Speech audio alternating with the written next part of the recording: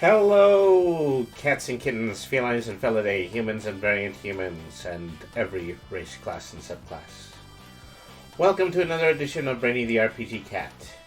So, this isn't an easy episode to do, and this is also a relatively it's probably less fun than one of our usual lore book readings, but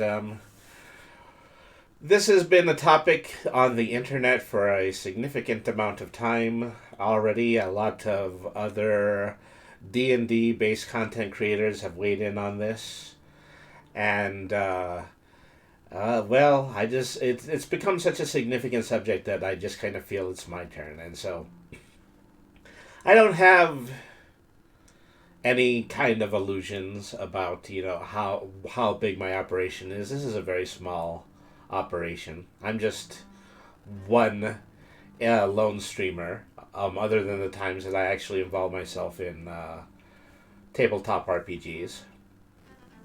Devin so far says, I've heard bits and pieces. I'm not feeling great about it. And so, this is a bit of an offshoot of a conversation that we had before about the discussion, a press release that was released by Hasbro, the parent company of Wizards of the Coast, which is also the current copyright holder of Dungeons and Dragons, that effectively said,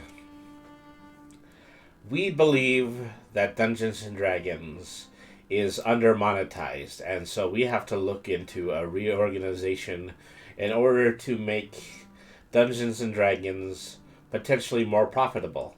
And there were two sides of the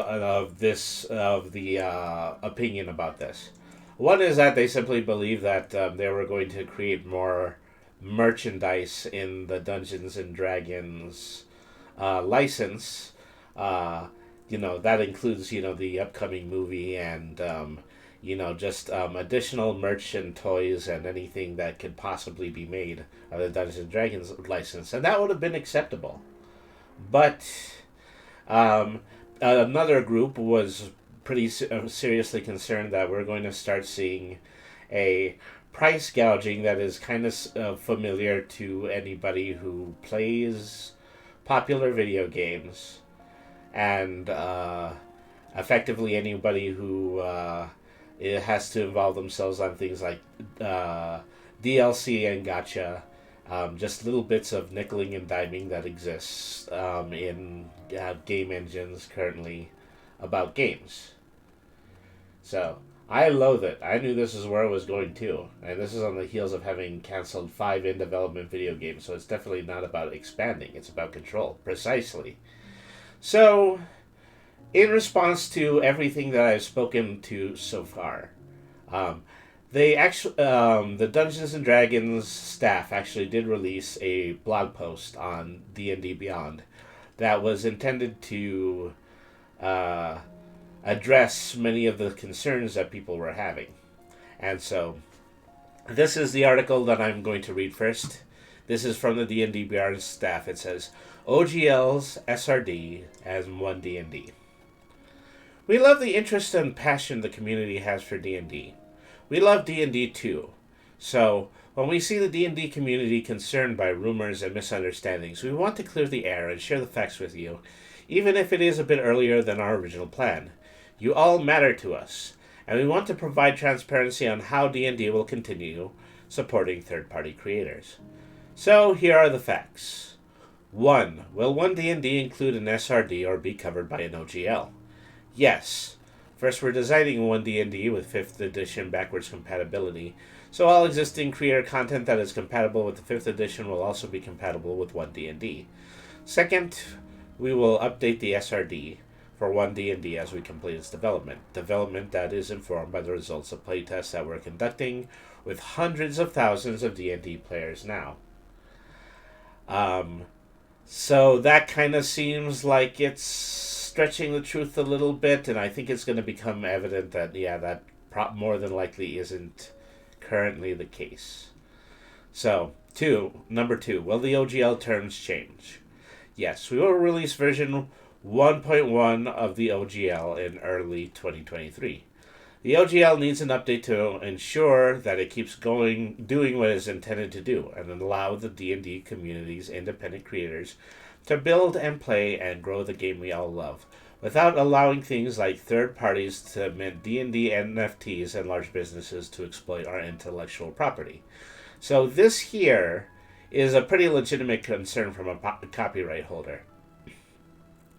A significant amount of the 1.0 version of the OGL did permit a lot of companies in order to use the D&D basic rule set and expand upon it in ways that might have been detrimental to the overall value of Dungeons and Dragons as a property. Yeah, you can't argue with that. But, the issue here, and so, we're going to go into a bit more discussion about this, is that it doesn't particularly seem like, well, even though they do have one legitimate reason, that this is actually going to be something that has a possibility of infringing on far more than what they initially intend to. So what's changing? This is the beginning of another numbered list. First, we're making sure that OGL 1.1 is clear about what it covers and what it doesn't. OGL 1.1 makes it clear it only covers material created for use in or as TTRPGs, and those materials are only ever permitted as printed media or static electronic files, like EPUBs and PDFs. So they're greatly abridging what the definition of the license is supposed to be for. They want to limit it to the extent that the only thing that the open game license covers is printed material and PDFs. So effectively, anybody who is actually engaging in creating tabletop game rules alterations, things like homebrews and alternate rule sets for 5e, that's what's permitted in OGL.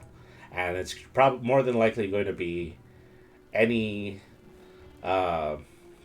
nothing in addition to that. And this is what the following sentence illustrates. Other types of content, like videos and video games, are only possible through the Wizards of the Coast fan content policy or a custom agreement with us. So, the fan content policy very likely going to be something that we're going to be getting in a little later, so I'm going to open a tab for that. So, to clarify, outside of printed media and static electronic files, the OGL doesn't cover it. So, already, we're beginning to develop a limitation in the definition of what is covered by the open game license. Will this affect the D&D content and services players use today? It shouldn't. Top VTT platforms already have custom agreements with Wizards to do what they do. D&D merchandise like minis and novels were never intended to be part of the OGL, and OGL 1.1 won't change that.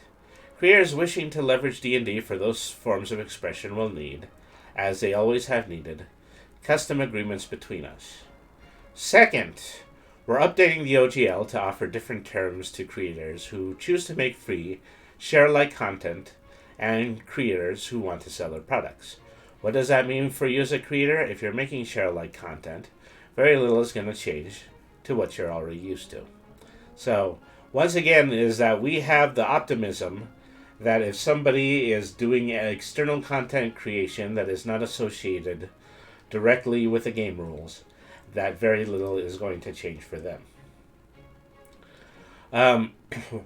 If you're making commercial content, if you're making commercial content, relatively little is going to change for most creators. So once again, this is all of the people on websites like DriveThruRPG who are making works derivative of Dungeons & Dragons 5th edition. If you're making commercial content, relatively little is going to change for most creators. For most of you who are selling custom content, here are the new things that you'll need to do. 1. Accept the license terms and let us know what you're offering for sale. 2. Report OGL-related revenue annually if you make more than $50,000 in a year. And 3. Include a creator product badge on your work.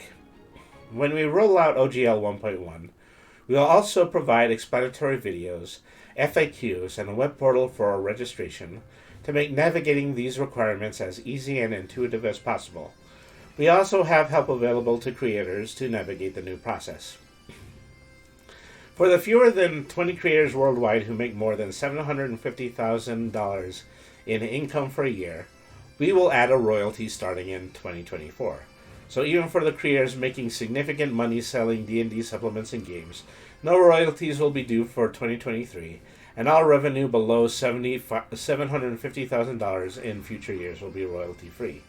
And so this is immediately where this kind of situation gets suspect, because previously, the OGL content, the original open game license, did not require you to report to Wizards of the Coast about your activities. And what's significant about that is that even if you're not somebody making $750,000 in income, this is probably only the most successful D&D fan projects like Critical Role. Then you are not going to have to pay a royalty. And even if you were to have to pay a royalty, you'd only pay it to the money that is above $750,000. You know, this is an important thing to understand once we start to discuss an additional article. This is getting into like corporate Big Brother. Yeah. So effectively, you know, if I were to maintain something under the Open Game License 1.1, I would be responsible for annually reporting to Wizards of the Coast specifically what my activity is doing and how I am using the license.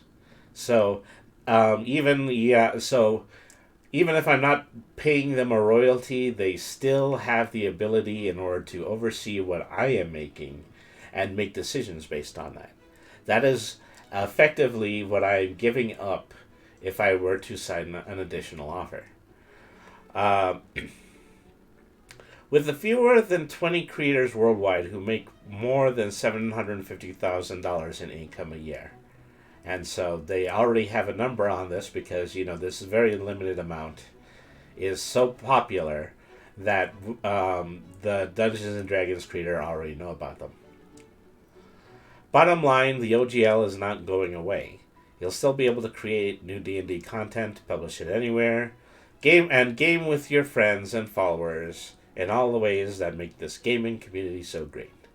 The thousands of creators publishing across Kickstarter, DM's Guild, and more are a critical part of the D&D experience, and we will continue to support and encourage them to do that through 1D&D and beyond. This sounds like it gets worse for those who have or will have a very long line of releases too. So, in a minute, we're gonna start discussing specifically how this cracks down on certain organizations and the methods that they've currently been using in order to develop under the original open game license.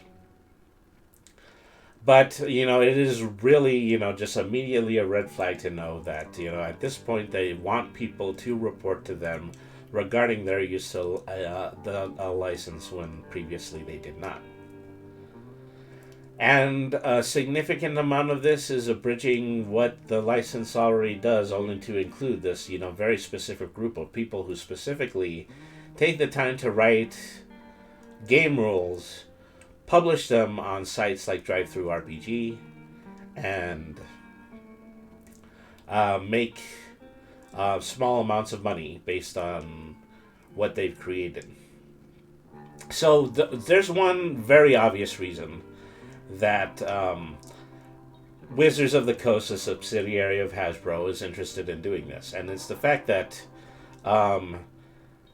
there was a similar issue that happened to this roughly around the year, I would put it about the year 2011 to 2013, when Dungeons and Dragons had its 4.0 edition.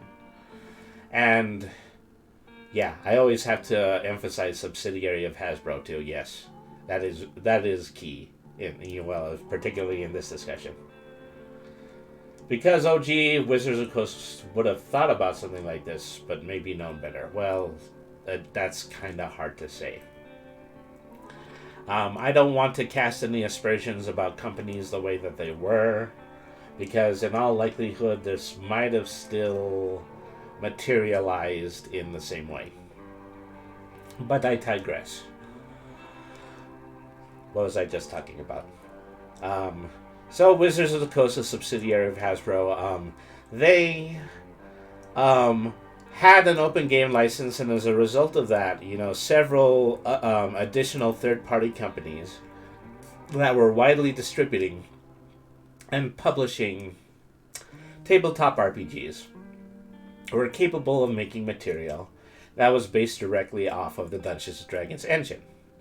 So you come out with a situation where, due to the stringent clauses of a specific policy, a significant amount of people simply decided to go off on their own, publish work that was derivative of Dungeons and Dragons, only without any of the copyrighted content, and publish it as different games. And it is quite literally how we got games like Pathfinder. Pathfinder was a direct response to similarly stringent policies that they did when they had released Dungeons and Dragons version 4.0. So, once again, Wizards of the Coast. This time, 2012 era Wizards of the Coast. Not a subsidiary of Hasbro in the moment. Decided to try to create a specific licensing system for Dungeons and Dragons. And as a result, the Paizo, the creators of Pathfinder, effectively created something based on the D&D 3.5 engine, and they released it as Pathfinder. Pathfinder became one of Wizards of the Coast's biggest competitors. So this is effectively something that they want to put... They might want to put the kibosh on, and it is for a significantly good reason. It's that they simply don't want their work to be developed by a potential third party. But there's also a caveat about that, is that there was a law, and this is probably something that we're going to have to Google later in the stream, where I believe that a game company tried to sue in order to allow their game rules to be copyrighted, and they were denied. And so from this point forward, there's just kind of a general belief that game rules are just way too broad and way too generalized in order to effectively hold a copyright. So that's something else that we have to keep in mind as we go into our next article. So, going off of the article that we read from D&D Beyond, we understand that there are some people that are already working on the process of playtesting this new open gaming license policy. That means that they've shown it to some people. And in this, after they had done that, there was some person who decided to break a non-disclosure agreement. And so, first of all, there's already a lot of suspect over the fact that there was a non-disclosure agreement as part of something that is usually supposed to be a little bit more open and transparent.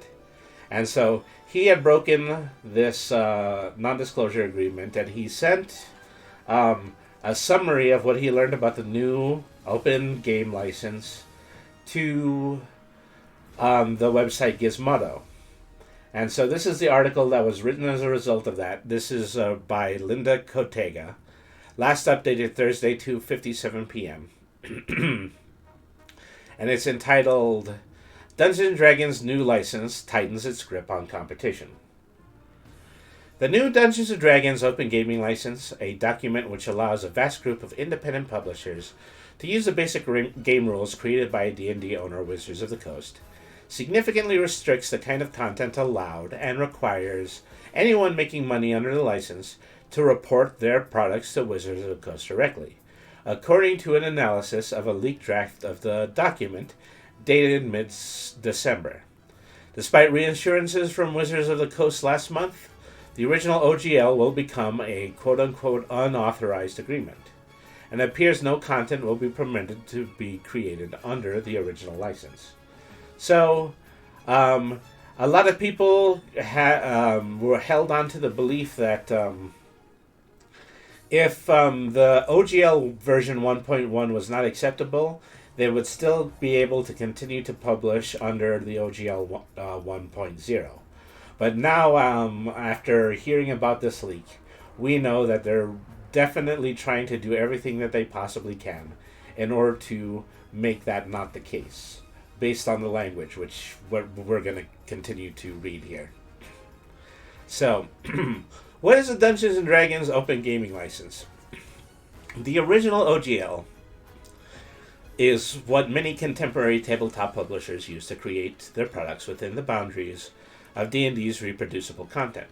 Much of the original OGL is dedicated to the system resource document, and it includes character species, classes, equipment, and most importantly, general gameplay structures including combat spells and creatures. So, once again, I'm going to open a new tab for this, and we're probably going to look at this a bit later. The creation of the OGL version 1.0, which was originally published in 2000, has allowed a host of outside designers and publishers, both amateur and professional, you remember what I just said about Paizo and Pathfinder, to make new products for a game that remains entirely owned by a Hasbro subsidiary, Wizards of the Coast. While this arrangement sometimes created products that directly competed with Wizards of the Coast publications, it also allowed the game to flourish and grow thanks to the resources created by the wider D&D community. In 2022, when Wizards of the Coast announced plans to develop a revised edition of the Dungeons & Dragons rules, codenamed 1D&D, the company said it would update the OGL as well. The OGL has been tweaked multiple times since its 2000 release, and Wizards of the Coast has at times transitioned to other royalty-free licenses. But the original OGL 1.0 had essentially remained intact until the company said it would develop OGL version 1.1. What's new? What is in the new OGL 1.1? A lot, actually. While the original Open Gaming License is a relatively short document, coming in at under 900 words, the new draft, which was provided to IO9 by a non-Wizards of the Coast developer, is over 9,000 words long. It addresses new technologies like blockchain and NFTs. It takes a strong stance It takes a strong stance against bigoted content, explicitly saying that the company may terminate an agreement if third-party creators publish material that is blatantly racist, sexist, homophobic, transphobic, bigoted, or otherwise discriminatory. And so, while, this does sound, pretty good immediately, we've, in the just general tabletop RPG community, we've done everything we can in order to provide a lot more diversity and bring our players into the conversation about how their characters should be represented. That is something that is a response that I personally believe is a responsibility of anybody who hopes to run a tabletop game. However, the ability of the company in order to terminate an agreement upon an individual for any reason is illustrative of how this article intends to deal with individuals who fall outside of their parameters. It's an admirable effort, but it's just too vague, precisely. One of the biggest changes to the document is that it updates the previously available OGL 1.0 to state it is no longer an authorized license agreement. By ending the original OGL, many licensed publishers will have to completely overhaul their products and distribution in order to comply with the updated rules. Large publishers who focus almost exclusively on products based on the original OGL, including Paizo, Cold Bold Press, and Green Ronin, will be under pressure to update their business model incredibly fast. So, the timing of the release of this is also kind of plays into what the prevailing attitude Hasbro has when it comes to their most direct competition. And you have to keep in mind this is whoever they recognize to be their competition, and that competition effectively falls under any equally popular game engine that runs alongside the release of Dungeons and Dragons. This is no mistake. According to the document procured by IO9, the new agreement states that the open game license was always intended to allow the community to help grow D&D and expand it creatively. It wasn't intended to subsidize major competitors, especially now that PDF is by far the most common form of distribution. So, you remember that sentence. That sentence was also in the D&D Beyond statement. So, what is at the forefront of the minds of the people who developed this is that there are people who have benefited from the open license agreement that are direct corporate competitors of Hasbro. This sentiment is reiterated later in the document. Oh, sorry about that. I already read that. Paizo Inc., publisher of the Pathfinder RPG, one of D&D's largest competitors, declined to comment on changes for this article, stating that the rules update was a complicated and ongoing situation. And so, as we'll soon, enter into discussion, the timing of this is something that is still relatively up in the air as a result of a response to this. Chris Promas, founder and president of Green Ronin Publishing, said that despite the fact that one of their own products, Mutants and Masterminds, was published under the original OGL in 2002 and is still available today, they had not seen the updated OGL and they do not believe there is any benefit to switching to the new one as described. So, going slightly off of the sustained belief that game rules are not copyrightable is a stance that some of these companies are taking in order to protect their own IPs. Wizards of the Coast declined to comment for this article to answer specific questions about the leaked OGL document. A spokesperson directed IO9 to a blog post that the community published in December, that's the one that we just read, which reassures the community that this OGL will not materially affect the majority of people working in the industry. According to their words, this isn't going to change anything. But, according to the legal language that they've used so far, that's kind of been made impossible. because we already know that they are giving themselves the impunity in order to dismiss certain creators if they disagree with their content, and they have a good reason in order to do that. They have a reason that is in order to help the game be more communicative, but they nonetheless have signaled that that is definitely something that they want the new OGL to pertain. Sus indeed. Thank you very much for tuning in, Mr. Not So Anything. How are you doing tonight? So what will happen to the original OGL? The original OGL granted perpetual worldwide non-exclusive license to the open game content, commonly called a system resource document, and directed that licensees may use any authorized version of this license to copy, modify, and distribute any open game content originally distributed under any version of this license. But the updated OGL says that this agreement is an update to the previously available OGL 1.0A, which is no longer an authorized license agreement. So this is a descriptor of another key difference. They say that the precedence that the OGL has previously been updated has rendered all of the previous versions of the OGL invalid. So that gives them the precedent to attempt to invalidate this version of the OGL in favor of an OGL version 1.1. The new document clarifies further in the warranty section that this agreement governs your use of the license contract, and unless otherwise stated in this agreement, any prior agreements between us and you are no longer in force.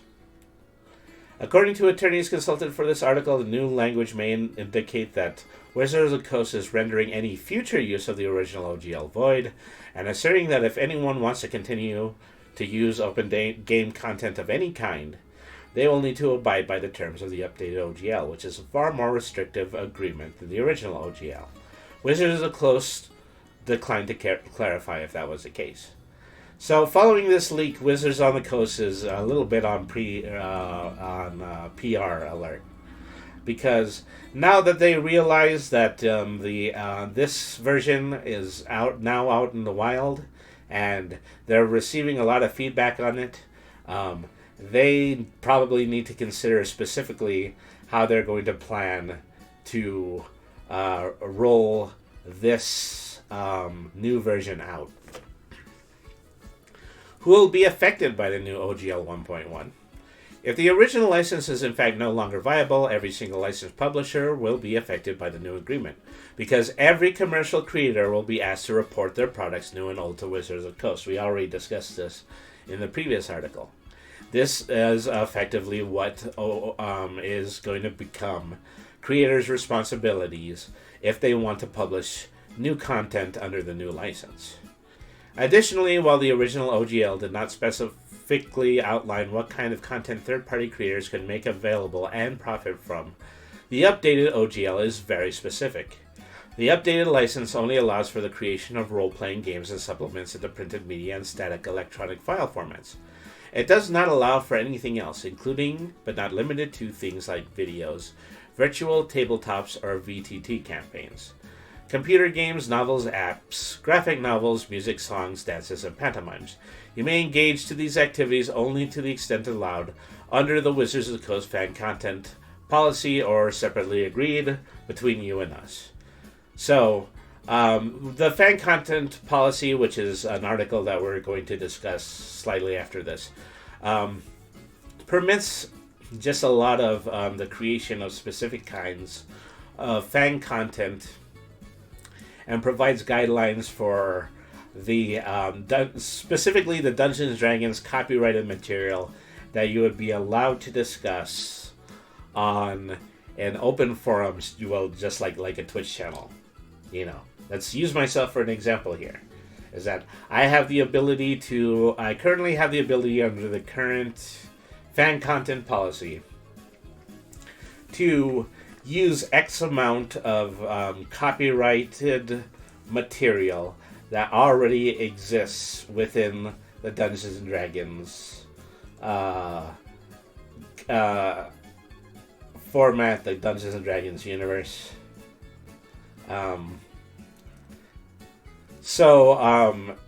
What they are basically saying is that these two articles are no longer the same. The fan content policy is going to be treated as a different agreement from the new OGL policy, and the new OGL policy is only going to pertain to situations where Dungeons and Dragons rules are published alongside already existing tabletop RPG modules. The fan content policy can be read here, but in broad strokes, it allows for free content based on or incorporating our IP. Fan content includes fan art, videos, podcasts, blogs, websites, streaming content, tattoos, and altars to your cleric's deity, etc. The leaked OGL 1.1 draft indicates that Wizards of the Coast may not give licensees a lot of time to adjust and agree to this new policy. The document reads, if you want to publish SRD-based content on or after January 13th and commercialize it, your only option is to agree to the OGL commercial. IO9 source indicated that the final version of the document was originally intended for release on January the 4th. So, at the time being, they had a preliminary plan in order to release this on January 13th. But in reality, they wanted to release it a lot sooner.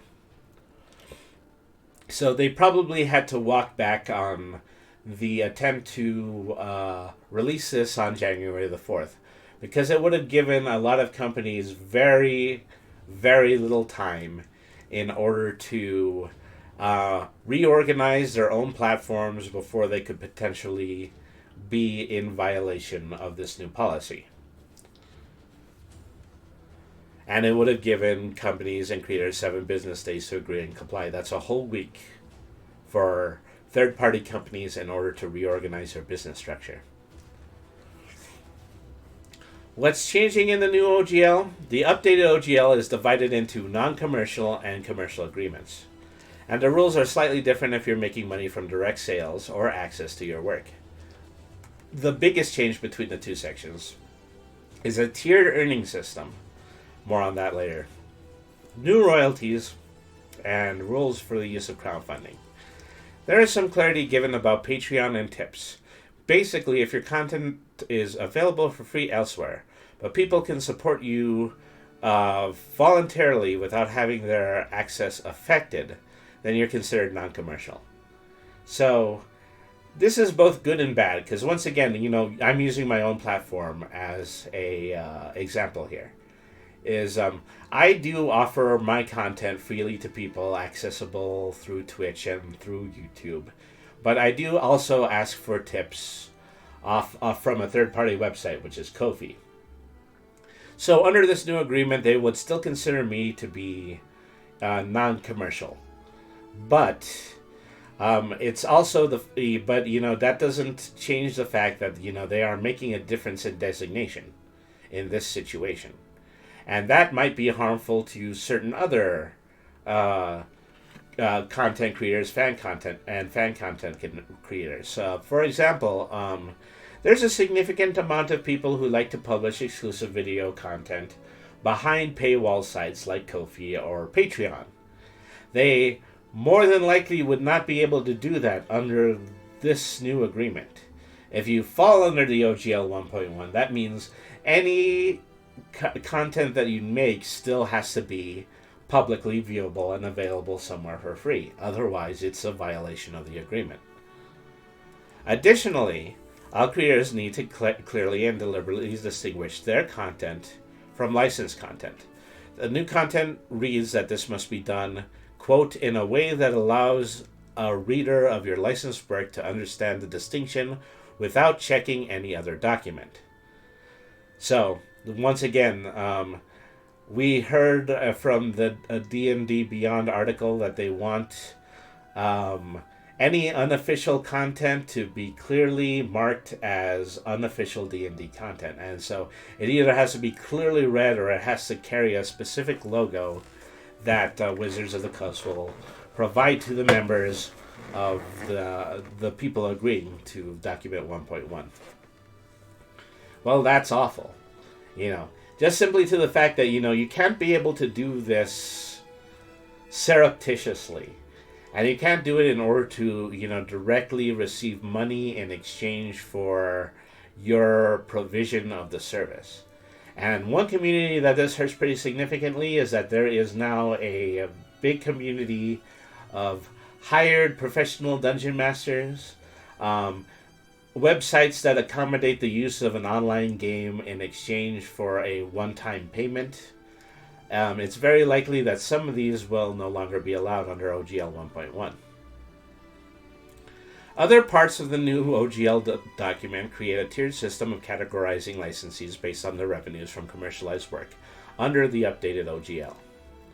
Will OGL publishers have to pay royalties? Probably not. Unless they're making over $750,000, licensees get to keep the money they earn. But the new OGL states that the commercial agreement, quote, covers all commercial uses whether they're profitable or not, end quote. So if you go into the red on a Kickstarter that earned $800K in backing money, you will owe Wizards of the Coast regardless of the fact that you did not profit from your venture. And so this is another particularly sore area because if you're in a situation where you earn more than the required amount in order to gain a royalty, but you don't have the money to pay because you actually invested it into the work that you were creating, you nonetheless are still going to need to owe that money to Wizards of the Coast under the licensing agreement.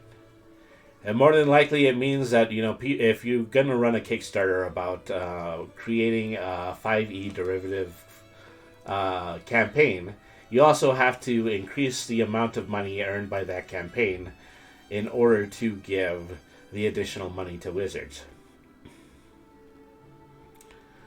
Note that if you appear to have achieved great success from producing OGL commercial content, we may reach out for you for a more custom and mutually beneficial licensing agreement. I mean, this is something that, I believe that Wizards believes is already in the process of doing. Because there are, lots of professional, very professional production level fan content creators like Critical Role and the people from Penny Arcade who wrote the official 5e manual Acquisitions Incorporated. The document notes indicating that Wizards of the Coast is open to creating custom and contracts and agreements, but at their discretion. This can indicate that subsidized competition like Pathfinder might not get a great deal. The revenue tiers are as follows. A. Initiate tier. If you have registered at least one licensed work but haven't generated $50,000 or more in total gross revenue from OGL commercial products in a given year, then you are at the Initiate tier. B. Intermediate tier. If your licensed works have generated more than $5,000 in total revenue in a given year, but less than $750,000, you are intermediate. Or C. Expert tier.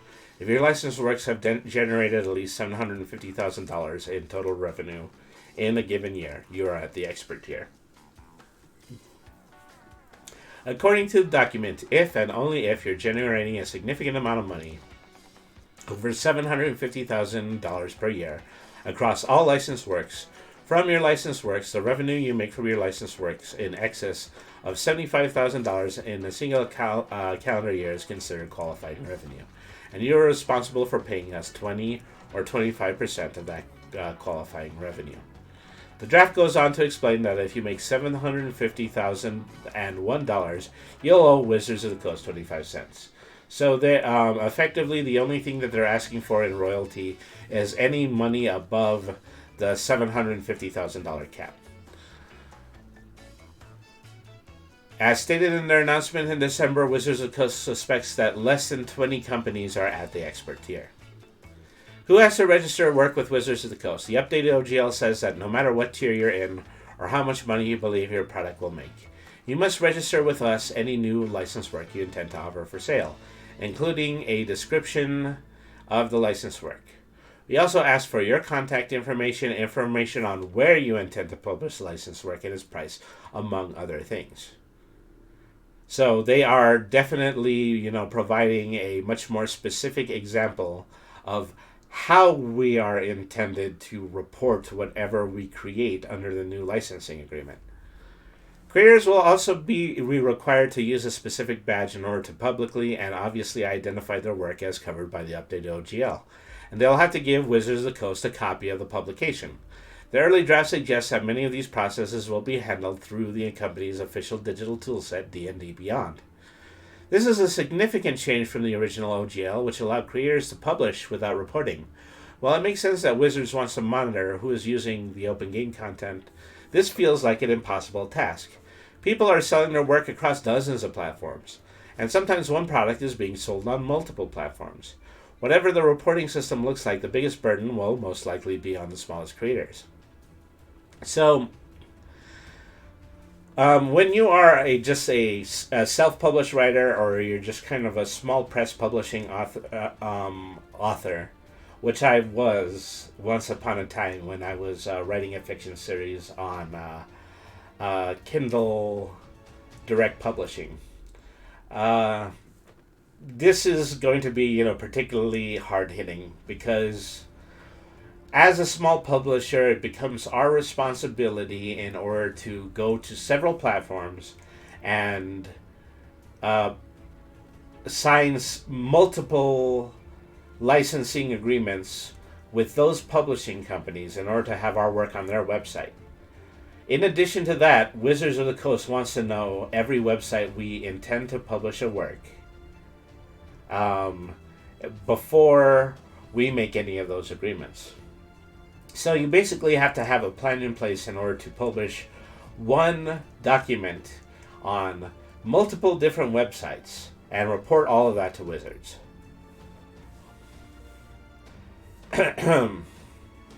Kickstarter is D&D's preferred crowdfunding platform.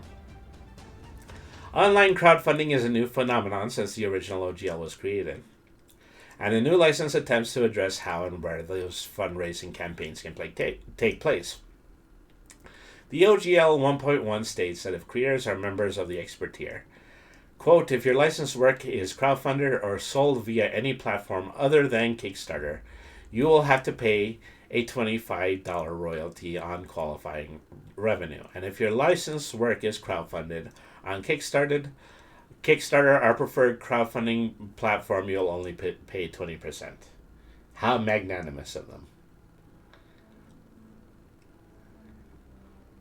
That means that the updated OGL is directly encouraging Kickstarter over any other platform, including private company sites, as any non-Kickstarter revenue over $750K will incur a 25% royalty, and only Kickstarter revenue gets a break. There's no reason stated in the OGL 1.1 why Kickstarter is Wizards' preferred crowdfunding platform. However, John Ritter, director of games at Kickstarter, responded on Twitter saying that, quote, Kickstarter has contacted over Wizards of the Coast decided to make OGL changes, so we felt that the best move was to advocate for creators, which we did. Managed to get lower percentage, plus more being discussed. No hidden benefits, no financial kickbacks for Kickstarter. This is their license, not ours, obviously. So the reason that they seem to be making an exception for Kickstarter is that they recognize that, Kickstarter has its own policy which would limit the total amount that they would be able to create. And that's before taxes. And so the difference for what they would want in a royalty is, negligible 5% off of the 25% that they would normally ask for people. But it also, provides to us the realization that a significant amount of material is published through Kickstarter campaigns. So they do need to lessen the blow on the individuals who use Kickstarter, but they still don't seem to want to use it enough in order to make the difference in percentage significant.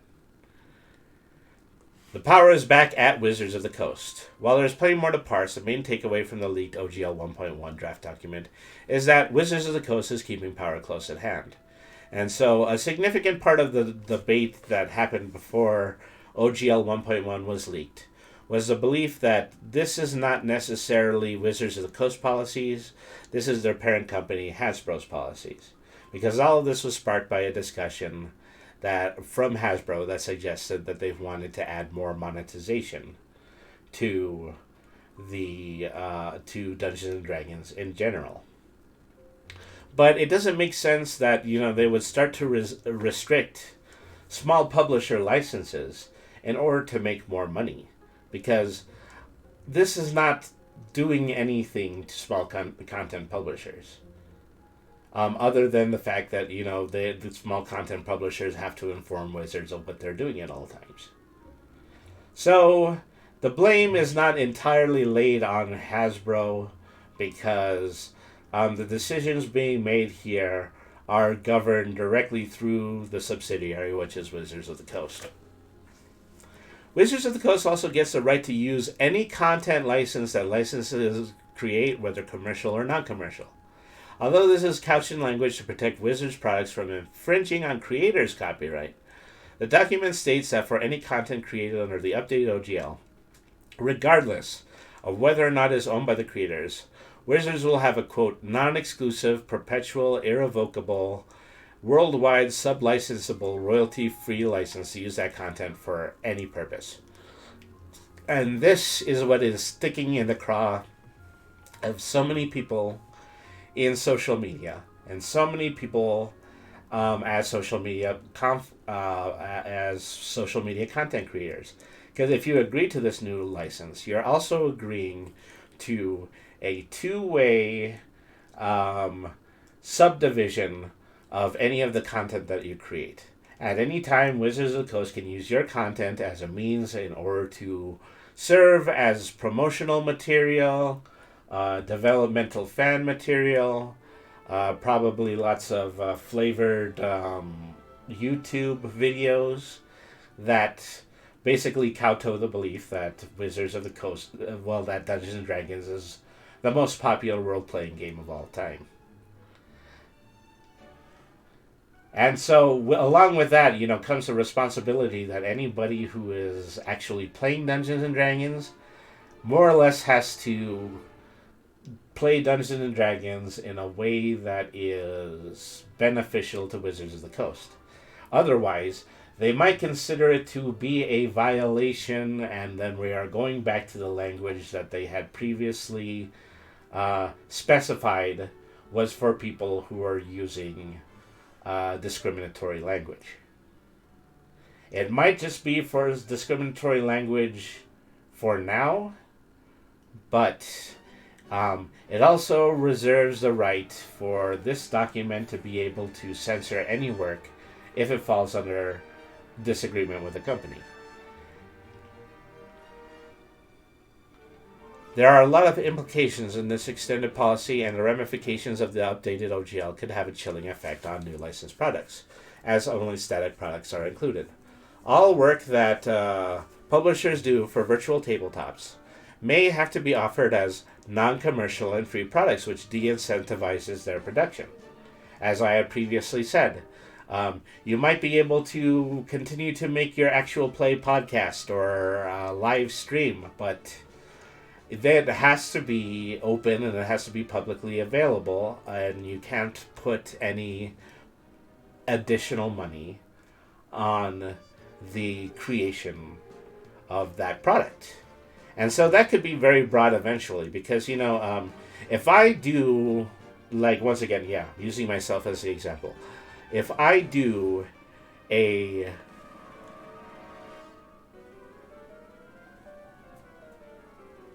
if I do the actual play RPG, if I just do an episode of One Shots from the Meowing Portal like I already do,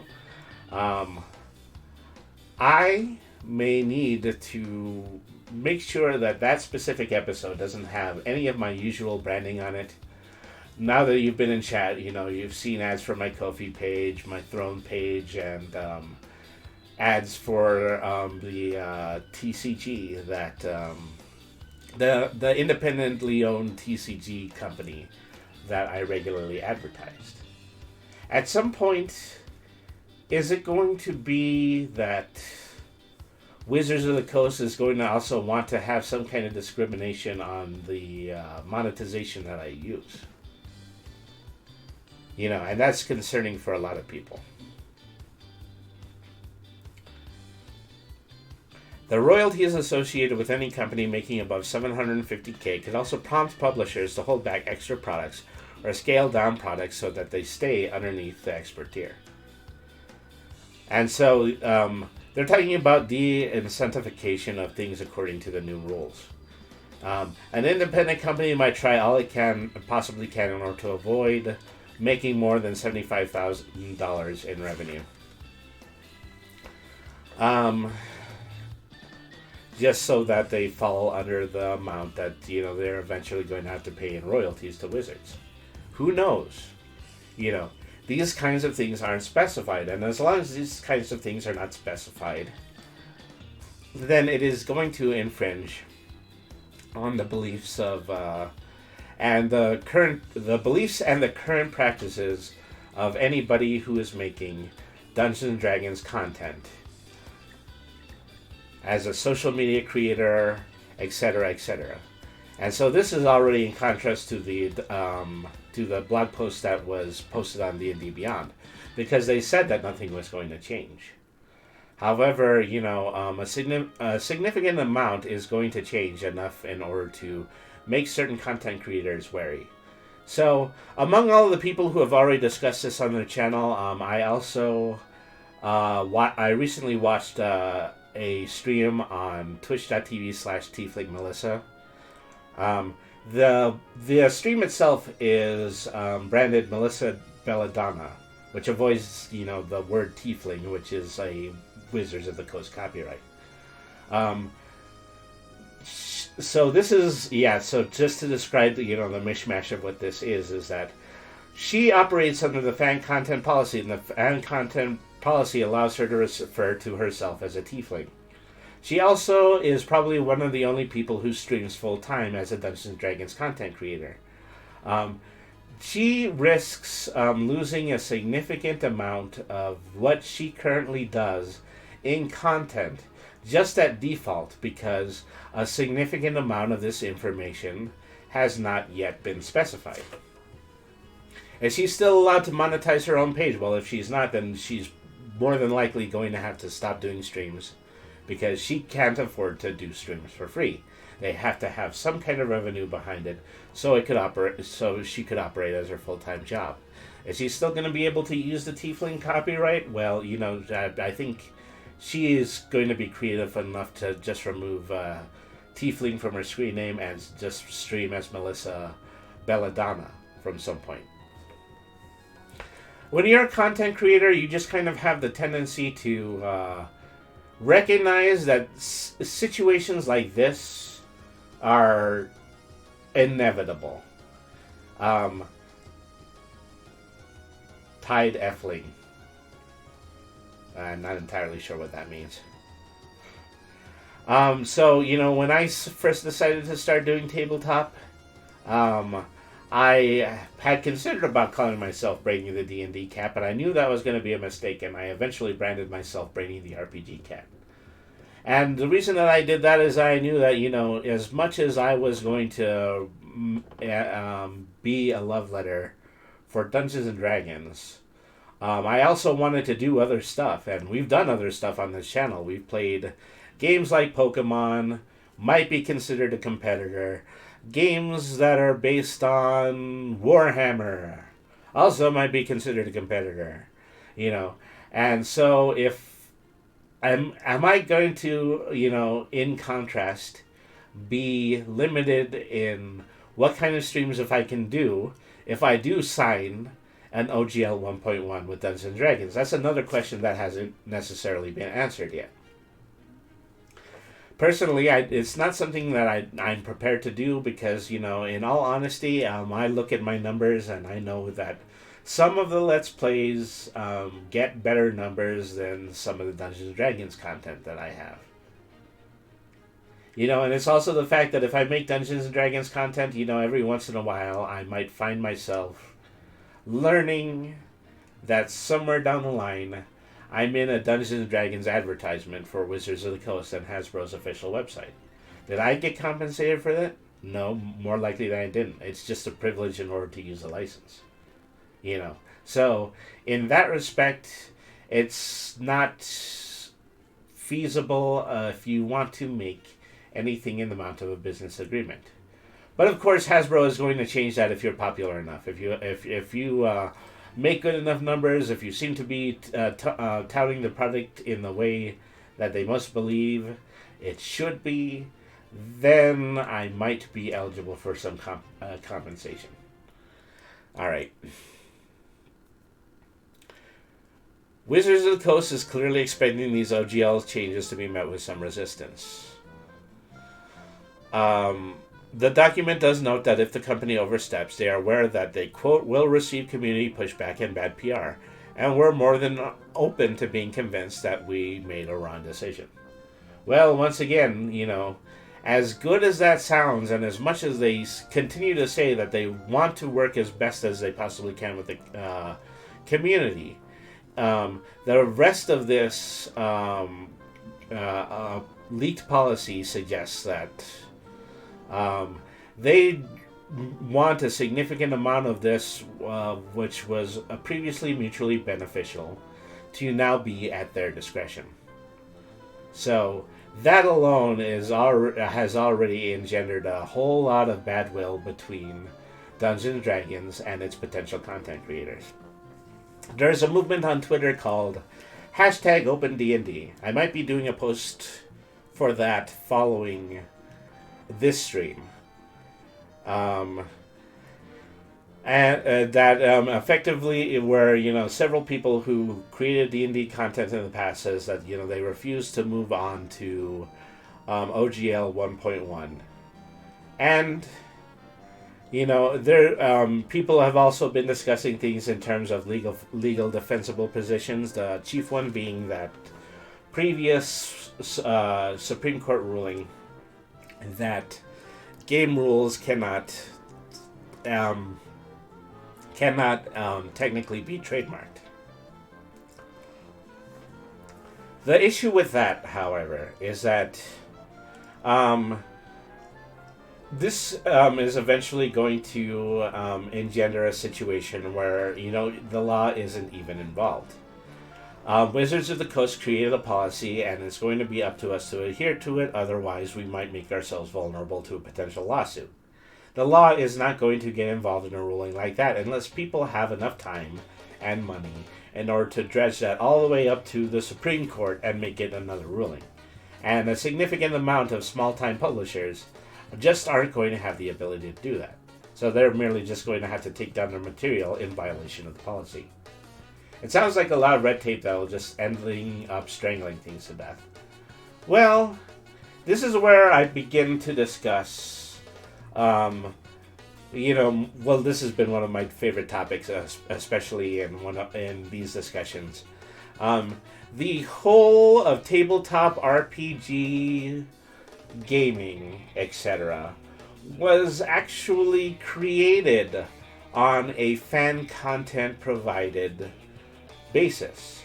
You have to remember that, the original TCR company, which published Dungeons and Dragons in the 1960s, they were running alongside a multitude of other companies that were writing tabletop RPG manuals on a wide variety of subjects. And a lot of these people, despite being independent publishers, actually managed to work with some major licensees in order to create official versions of certain types of RPGs. Examples are like the Ghostbusters RPG, which was independently published. The Teenage Mutant Ninja Turtles RPG, which was originally created as a result of a fan sending a letter to Kevin Eastman and Peter Laird, the original creators of Teenage Mutant Ninja Turtles. That RPG eventually became a very well-known RPG called Rifts. And so they just simply felt that the Teenage Mutant Ninja Turtles RPG was universal enough that it could stand on its own as its own original engine. And that is effectively how tabletop RPG as a hobby in its entirety has always been able to sustain itself. On Eastman and Laird, I hear they're actually really cool dudes. Yeah, well, I don't know too much about them, but from what I've seen, that's been my impression of them as well. Where was I? Oh, yes, I was talking about pen and paper RPGs. So, I am going to embellish a little bit about my own future, and so these are decisions that are still up in the air and I haven't fully made yet, but if it comes to the fact that OGL 1.1 is going to be released in the same language that it is in the Gizmodo article, then it's more than likely that I'm going to have to change to another game engine. So currently, I am looking at a couple of game engines. One of them is called the Triton system, which is released out of an independent company in Santa Fe, New Mexico. The other one that I'm currently looking at is Prowlers and Paragons, which is a D6 superhero engine that was written by a local friend of mine, Sean Patrick Fannin, and is released through what is the name?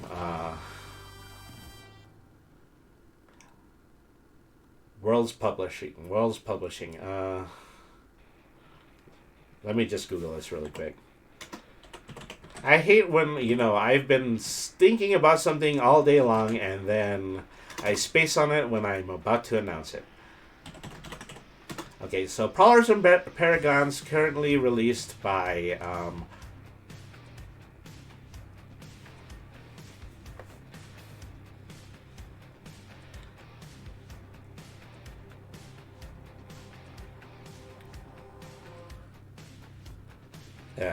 okay.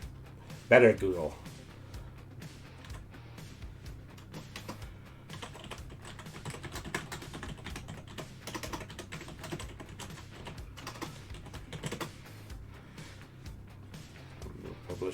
Published through Mobius Worlds, that's what it's called. So it's very likely, I might adopt this policy based on this this local Colorado-based publishing company. Because unlike the OGL, I can directly talk to the creators of this publishing company. I can cut a deal with them so that I can get the rights in order to use their engine on actual play podcasts and here on my Twitch channel.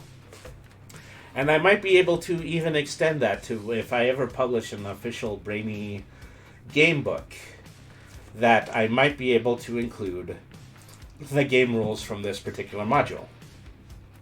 And this is how tabletop gaming as a whole sustains itself. I know for a fact that Prowlers and Paragons was inspired by some of the concepts that existed in what we know as the hero system, the champion system, a long-running system of super-powered RPGs that were very prolific in the early 2000s. And so they're not directly based on them. It's an entirely different engine, but they wanted to make this engine based on a lot of ideas that had already existed. The Triton system, the Santa Fe system, is based on... it's not based on anything specific, but it does take a significant amount of simplification of the rules. And what was significant to me about that system is that they have rule sets for anthropomorphic animals, and a very large range of them, including horses, ferrets, and a significant amount of just anthropomorphic animals. And that would be beneficial to me, since I've always said to myself that I am Brainy the RPG cat. I would identify as an animal person more than I would the copyrighted term from Dungeons and Dragons, which would be tabaxi. So, I'm making a lot of decisions based on this, and it's really, as somebody who has played tabletop games for the majority of his life, I and many other people recognize that on a certain level, all of this is really just based on and inspired by several ideas that came before us.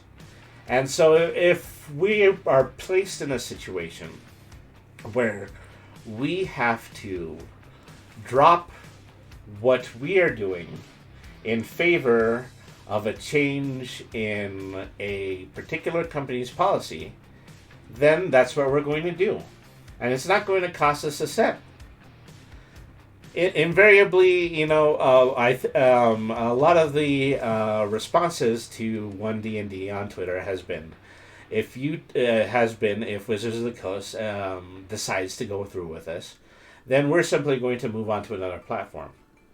Many people say that they're more likely going to move on to Pathfinder, but Pathfinder might not be viable because Pathfinder uses a derivative version of Dungeons & Dragons 3.5 rules. But they're going to find something.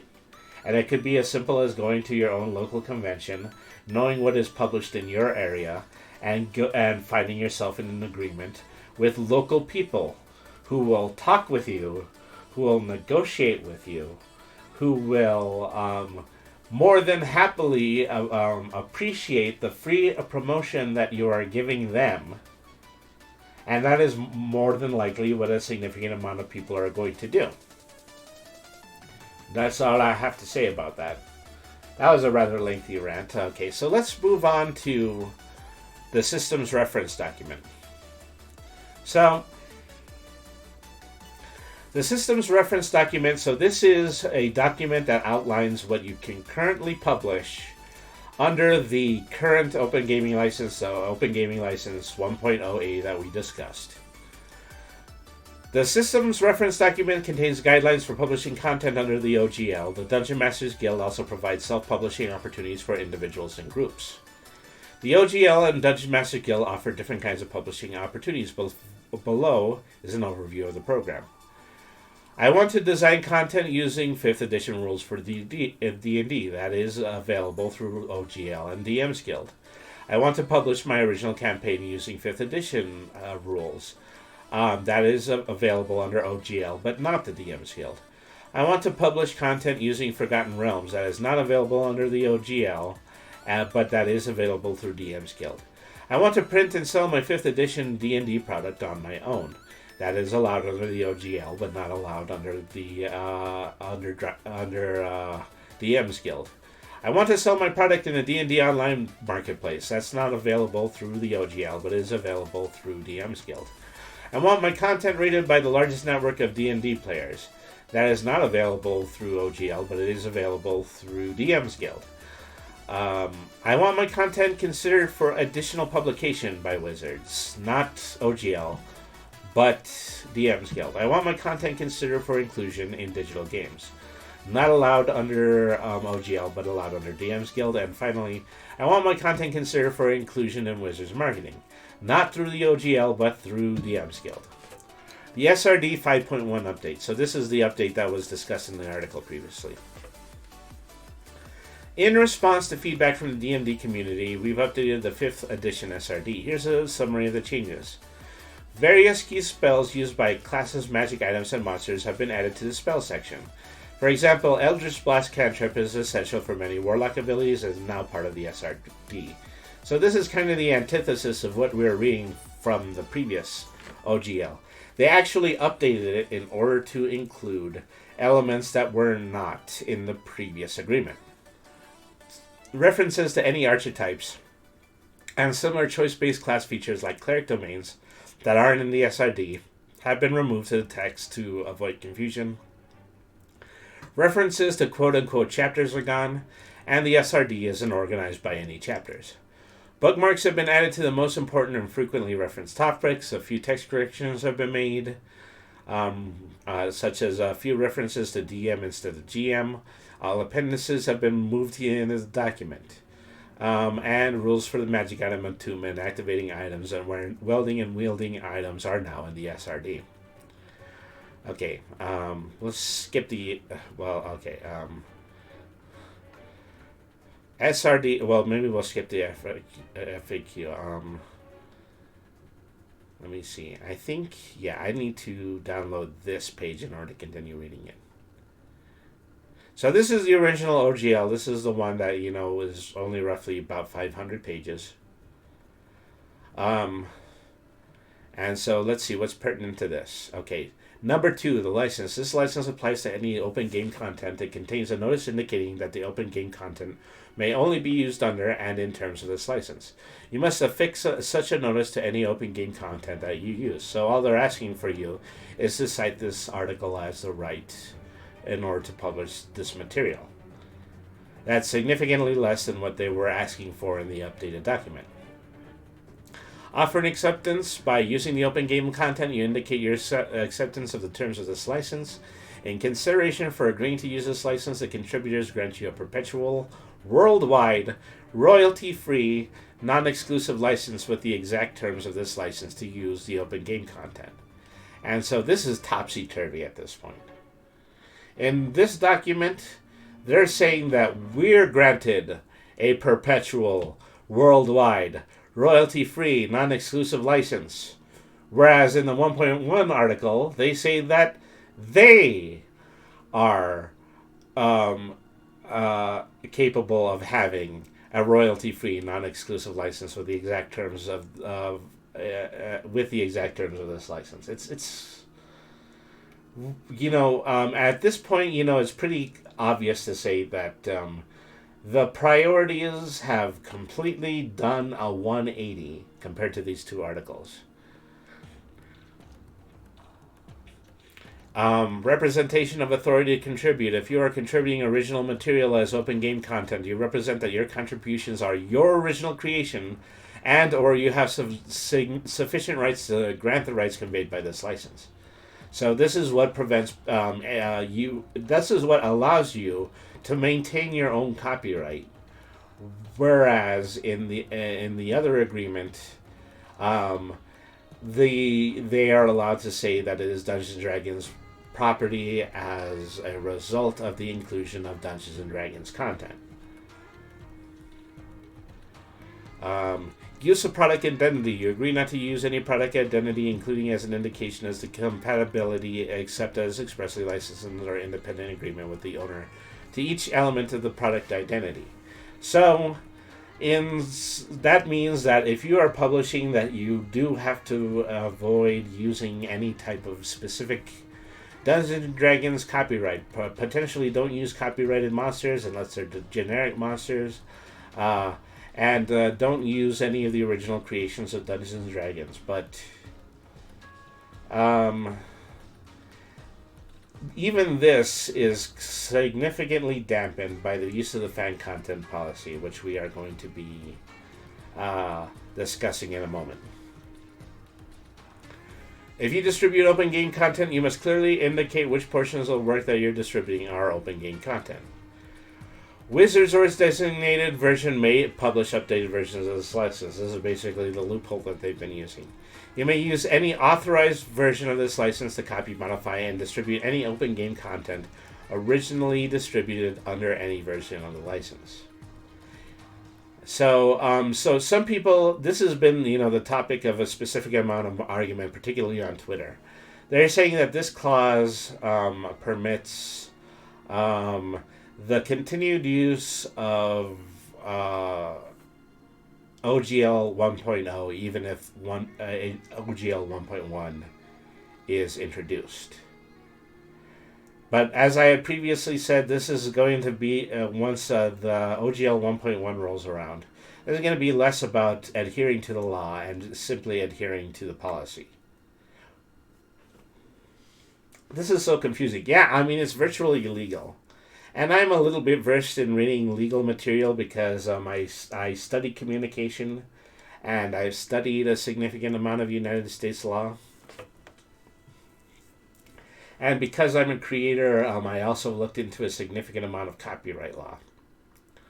So right now there is an argument that's saying that, even if OGL 1.1 is released, there is no possibility it can actually be legally binding. And like I said, is that eventually I'm providing people with the warning that, as true as that might be, it's definitely something that I don't want too many people to venture risking. Because many people who involve themselves in this particular hobby just really aren't going to have the time and the money and the resources in order to engage wizards in a lengthy court battle. And that is a way that this would eventually be disproven. Okay, so we're going to move to this, and we're going to move on to the fan content policy. So the fan content policy is what I fall under, and like several other streamers, podcasters, etc., fall under in terms of creating material such as streams and podcasts. That's Wizards of the Coast, are continually amazed by our community's creativity and engagement. We love that you enjoy creating and sharing fan content, and we want to encourage you to create and share your stuff. You've probably had a lot of questions about what you can and can't do with Wizards' intellectual property, so we summoned our law mages to put together this fan content policy and FAQ. We hope that you understand that any restrictions in the fan content policy are intended to protect Wizards and its games. We've got to protect our IP if we want to keep the lights on. In short, your use of Wizards IP in your fan content is governed by the same rules you learn on the playground. Share freely, keep it clean, and don't hurt others. This means you have to follow these rules. You can use Wizards IP except for restrictions listed in number 3 to make content that you share for community for free, which means you can't require payments, surveys, downloads, subscriptions, or email registration to access your fan content. You can't sell or license your fan content to any third parties or for any type of compensation, and your fan content must be free to others, including Wizards, to view, access, share, and use without paying you anything, obtaining your approval, or giving you credit. You can, however, subsidize your fan content by taking advantage of sponsorships, ad revenue, and donations, so long as it doesn't interfere with the community's access to your fan content. Once again, this is available in this policy, but it won't be available in the 1.1 policy, and there's debate whether or not the release of 1.1 is going to change some of the language in this document. We've already established in both documents that any of this material can be changed at Wizard's discretion. So, in that situation, if a butterfly flaps its wings, then we could be facing a different kind of policy. And as bad as that sounds, it's probably something that you're more likely to expect than a completely free license from a licensing company.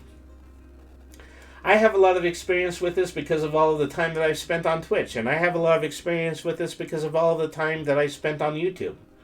At different intervals of time, YouTube was a much more free company, and its policies permitted their creators in order to be benefited by the company in much easier ways. There was a time when you needed something in the neighborhood of 50 followers in order to begin monetizing your YouTube page. Now that number has gone up to 10,000. Here on Twitch, it's a matter of, being on a certain tier. You have to reach a certain amount of popularity in order to become an affiliate. And following the affiliate, you have the ability to make yourself into a partner. At one point, Twitch had an exclusivity agreement that if you were on the partner tier, you were prohibited from taking your material and posting it on any other website, including YouTube. But they've since softened that a little bit, and they've allowed the material to be published on YouTube as long as it's not involved in what we call a simultaneous stream. They're not streaming on both websites at the same time. It's a crazy amount now. Yeah. And so, they had, when it came to raising that number on YouTube, they had their scapegoats too. They actually put the blame on people like Logan Paul and PewDiePie, Felix Kaljeberg, I believe that's the way to pronounce that name. They were involved in very bad. They were involved in a couple of incidents that were so bad that they made national news. And so they said that it's going to be up to YouTube, and in order to more strongly regulate who is capable of being a YouTube representative. Strangely, though, is that even though that those policies had changed, the two people that weren't penalized were Logan Paul or Felix Kelgeberg. They still get to be some of the top creators on the stream, but nevertheless, it was something that they felt that they needed to protect. But they didn't need to protect themselves from people that they needed to identify.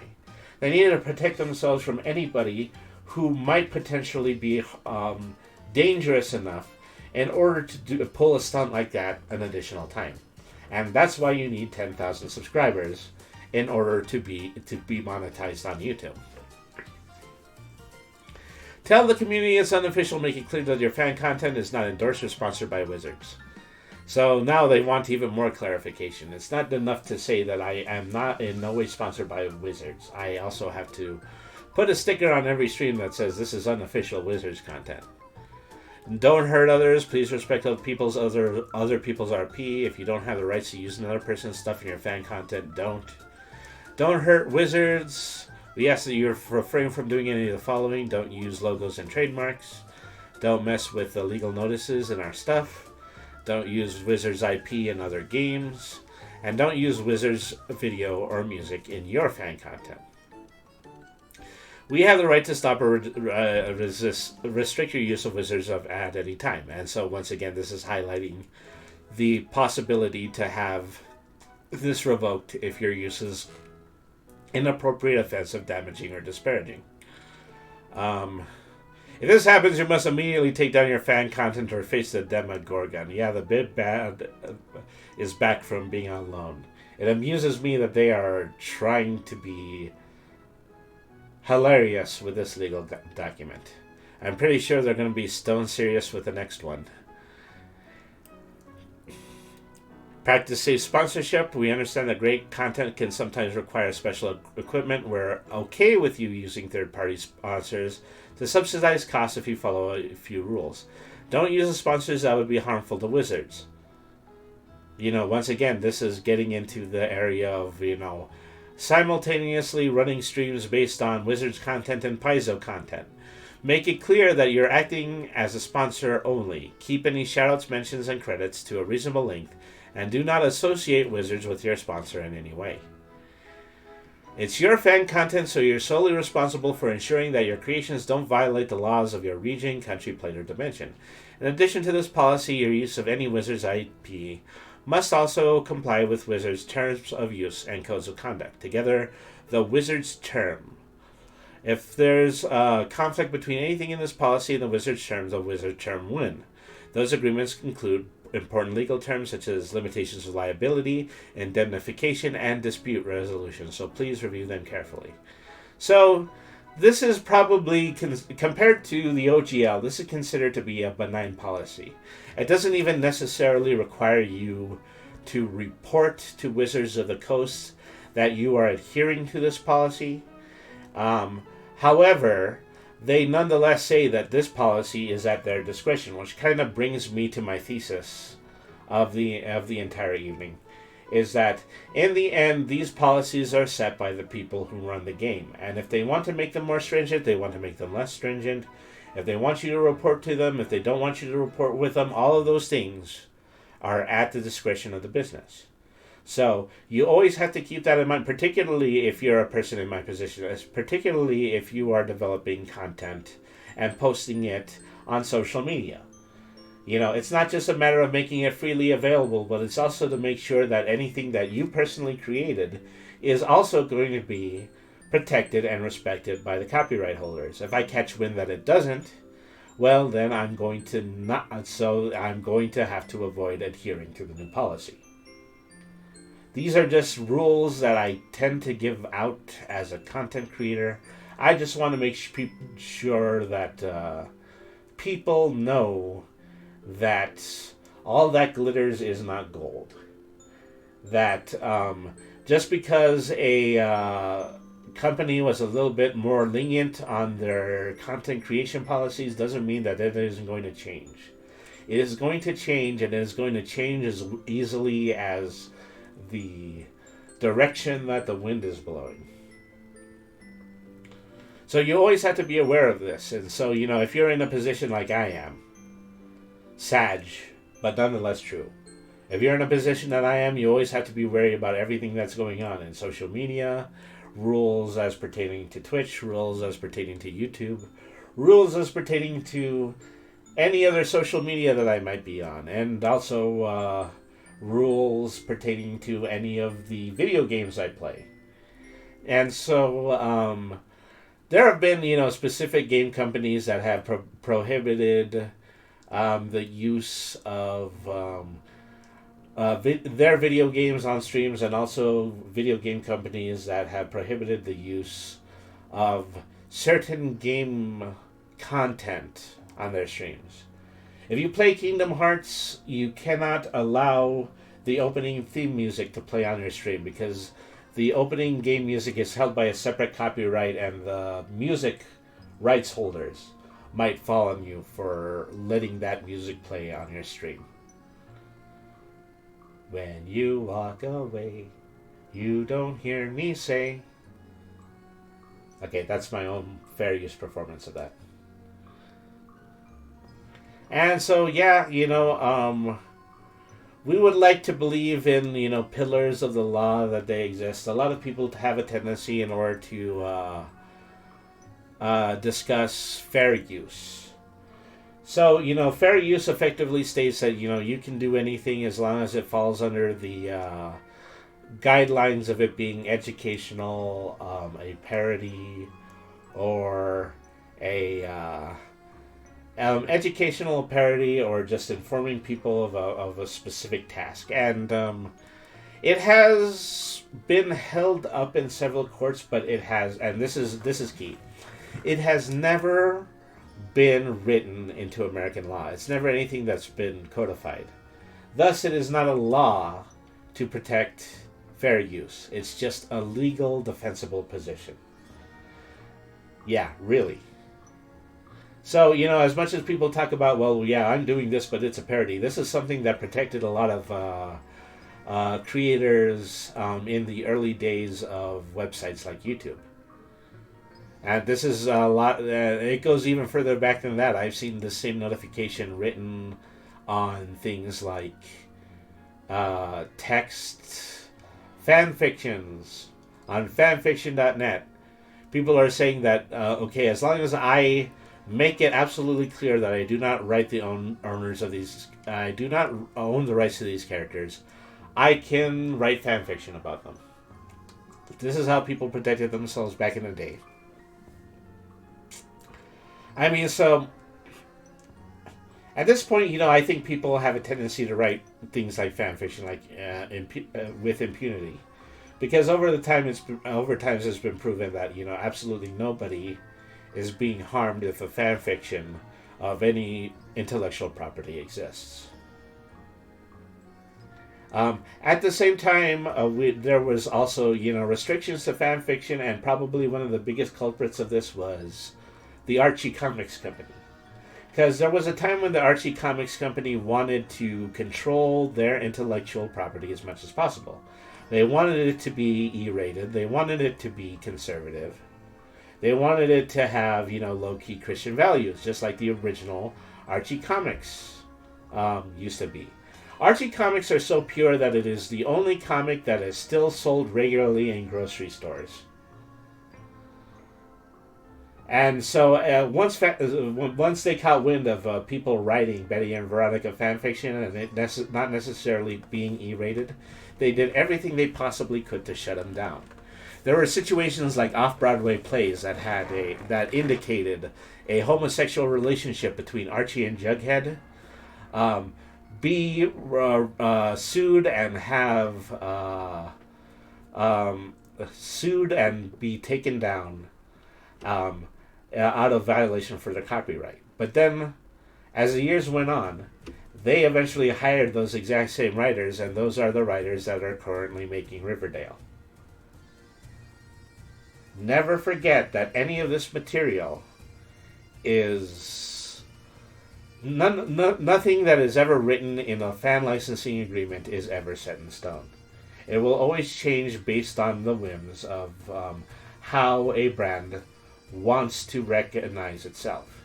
And so this is why, I do warn people is that in the event that these things come to pass, don't make the claim that OGL 1.0 is still valid as pertaining to their own work, because it's not going to work. We've already read we read the section of OGL 1.0 that said that any changes made to this article are at the discretion of Wizards of the Coast.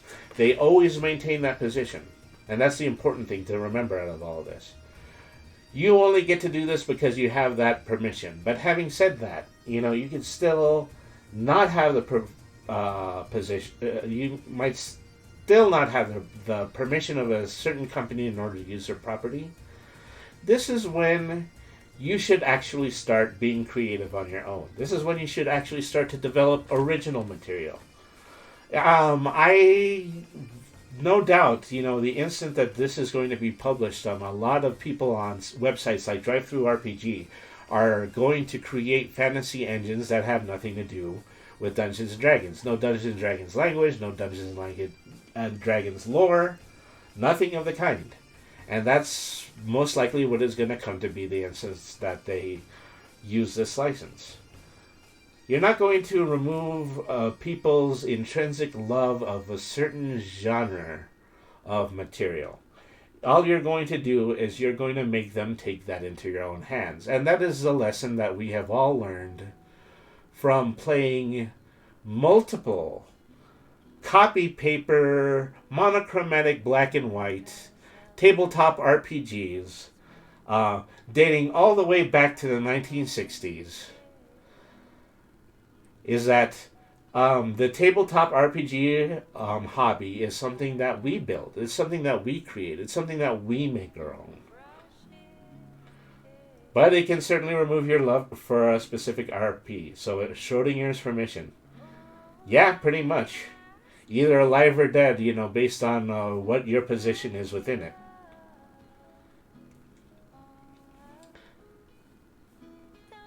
And so really this is the way that the wind blows, but nevertheless it is not going to change anybody from making their own material and being a content creator. So I've already said I'm going to start writing in #OpenDND following this stream.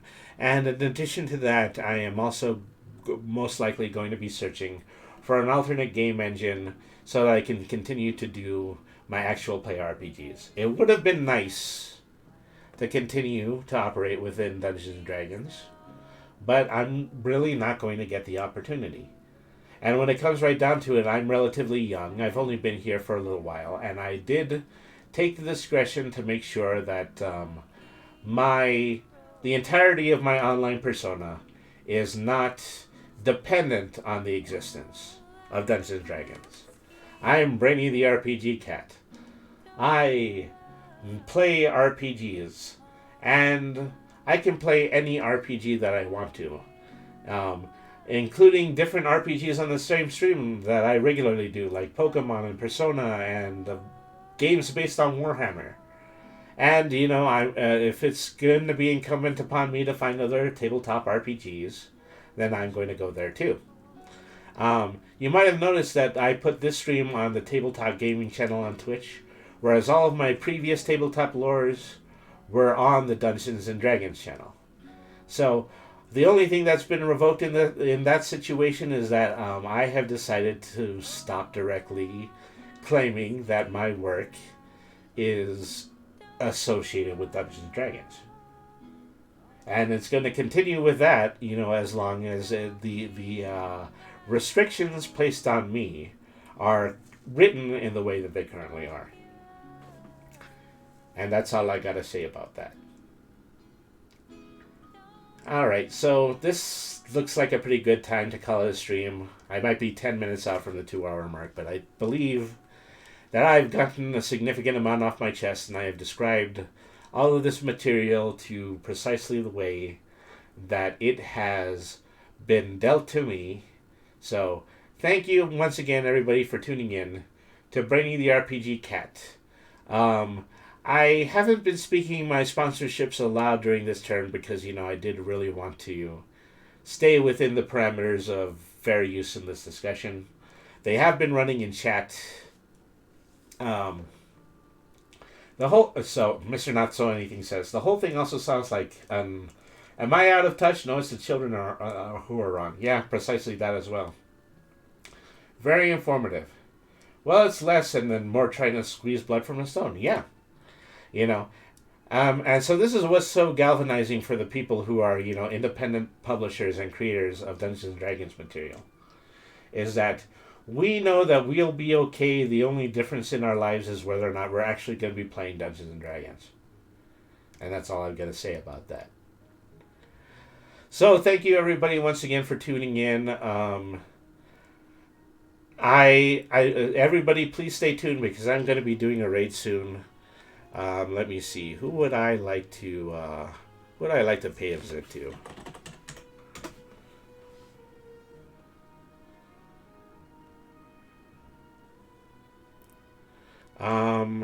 Let me see. They might be interesting. Think about that for one.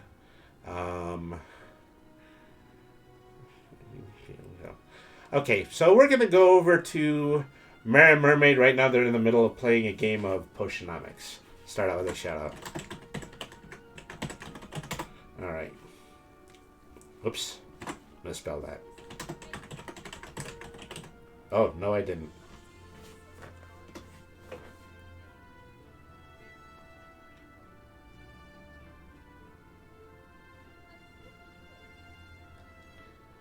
Yes, for some reason the game she was playing didn't turn up. Not a lot I can do about that.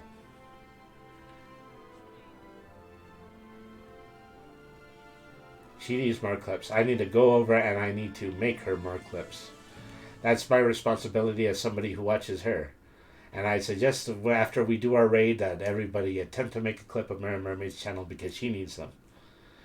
Alright, so I am going to be back this coming Monday with the next part of my playthrough of Pokemon Scarlet.